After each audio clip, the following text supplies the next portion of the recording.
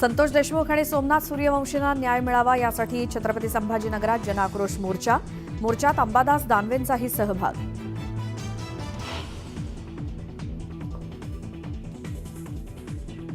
सैफ अली खानवर हल्ला करणाऱ्या मुख्य आरोपीला अटक. ठाण्याच्या कासार वडवलीतून ठोकल्या बेड्या.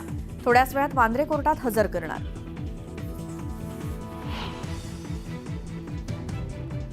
आरोपी मोहम्मद आलियान चोरीच्या उद्देशानं घरात शिरला. त्याच्याकडे भारतीय असल्याचा कोणताही पुरावा नाही, पोलिसांची माहिती.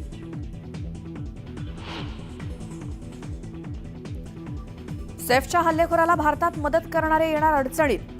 हाऊसकीपिंग एजन्सीच्या मालकाची देखील होणार चौकशी.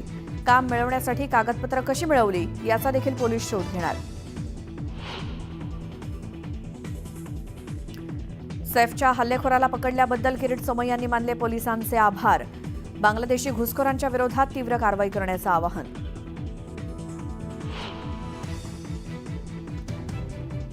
पुण्याचा विकास झाला तसा बीडचाही व्हावा म्हणून मीच दादांना पालकमंत्रीपदाची जबाबदारी घेण्याची विनंती केली.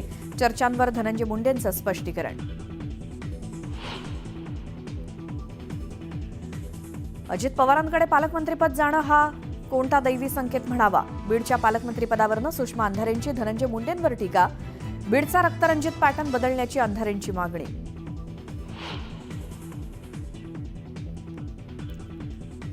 आणि लाडकी बहीण योजना बंद होणार. खासदार प्रणिती शिंदेंचा दावा.